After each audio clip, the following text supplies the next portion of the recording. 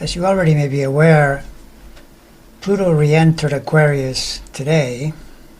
I say re-entered because it was already a little bit in Aquarius in 2023, last year, and then this year it spent quite a number of months in Aquarius before returning to Capricorn September, October, and part of this month. Now it'll be in Aquarius until 2043, 44.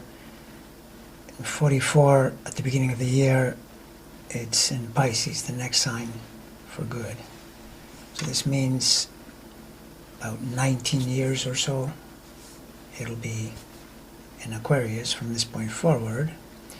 And if you're looking for the meaning of that on an individual level, it depends where the person's planets are. And Pluto, for these next few years, going into the end of the decade, connects with planets that are in early Aquarius, in between 0 degrees and 8, 9, 10 degrees. The first third, basically. Aquarius, Leo, Taurus, and Scorpio. Now that could be the sun energy, which is what's related to your birthday, but it could be any other planet, and sometimes more than one planet. Now, Pluto is very, very useful toward change and transformation. It's probably the most profound agent in that sense. So if you're wanting to change something from one state to another, this planet can be phenomenal. Very, very helpful that way. It's of course a lot more dangerous if you are really sick and or old. Then it could be your final transformation, or it could at least be implicated in your final transformation. But short of that, very, very useful planet, subject to knowing what it's doing in an individual chart. If you're looking at this from the perspective of world conditions, countries, etc., then, to my understanding, based on the historical record, two of the most dangerous signs for Pluto to be in would be Cancer and Capricorn, which are the signs of home and family. Cancer, including, for example, the motherland, and then Capricorn, which is the sign of government, which you could also describe as the fatherland, for example. There's that sense that those two historically have correlated with strong impulses and actions toward authoritarian plutocracy, fascism. Certainly that was the case in the 1930s, and it has been the case also in 2008 until just now, although notice that not the whole time has that been the case. Just as back in the 1930s, it was like that in Europe and Germany, but in the US, there were inklings that it might go that way, and then eventually it didn't. And this is the key to realize that what Pluto is going into now, Aquarius, is the opposite sign to what it changed to back in the late 1930s, 1940. What happened then, it was going from Cancer to Leo. Now it's going from Capricorn to Aquarius. In fact, now it's going into that zone of Aquarius, which is the precise opposite of when the world was really in turmoil, because it was the Second World War. Now, if you then say from that, oh, we're going to have another world war. I mean, it's possible. Anything is possible. My sense is that this is more likely to manifest as the extreme discomfort of being in a war condition, or let's just call it a condition where a lot of people feel uncertain and unhappy. Could it become worse than that? Yes, certainly it could. But I always prefer to be at least somewhat optimistic, even if in yesterday's video, whatever optimism I was showing was mostly rejected by people, or at least the people that commented, quite a number of them, believe that there's zero cause for optimism in the current scenario we're in. But if I look at it historically, then what happened then was that we went through a period that was very turbulent. Meaning the early degrees of Leo, the sign when it's left Cancer, which is when the impulse to fascism developed. In fact, that's what happened. Hitler began the war with Pluto and Leo, essentially, even though the buildup was with Pluto and Cancer. But then war happens, and fascism lost the war. And remember, back then it was super intense. You had Hitler in Germany, allied with Mussolini in Italy, Franco in Spain, the Japanese, land of the rising sun. It was a world war. The axis of, call it the axis of evil, the axis of fascism was taking on the rest of the world. And essentially the democratic world triumphed. Now, my sense is that that is exactly what is most likely to happen again. But you have to go through it. Now, I was hoping, praying, even predicting, unfortunately, that we could hold on with,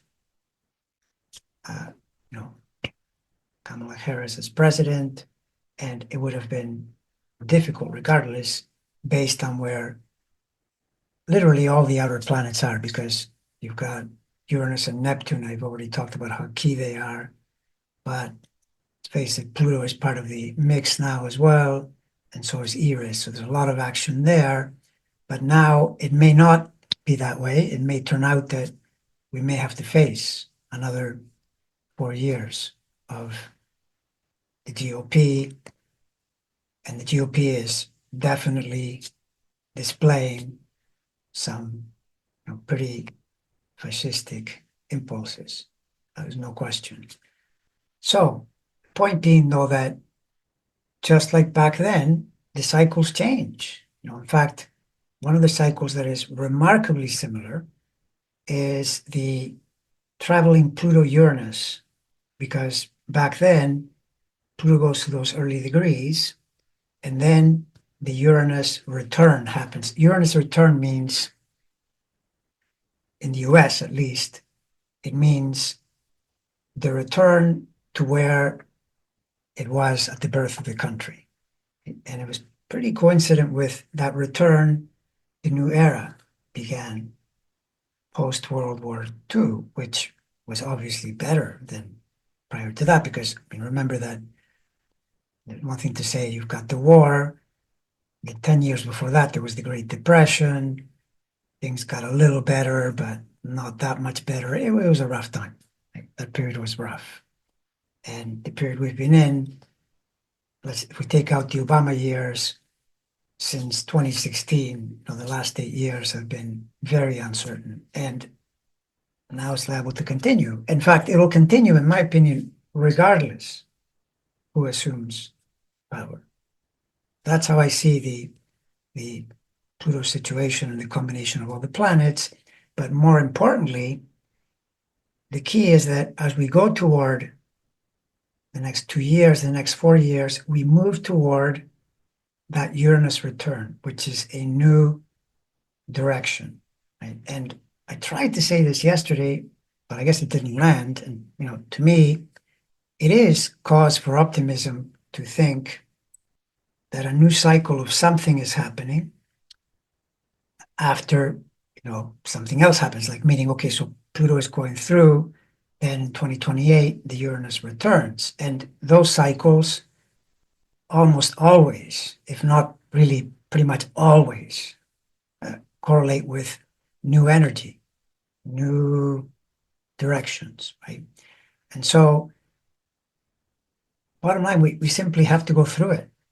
It's like that. And if you take the pessimistic view, you would say, well, no matter what, all is lost, because we're either going to have something horrible happen, like a world war, including potentially a nuclear war, That would be, of course, the absolute worst. Or you say, well, no, not that, but the US, if the US doesn't get its act together here, then it's all lost. It'll never recover. Maybe, but I guess I'm choosing optimism. I'm choosing the possibility that a transformation happens and we eventually see daylight, and even including the realization, this happens a lot in individual charts, that a person will go through a difficult Pluto transformation, and while they're in it, they are not happy at all.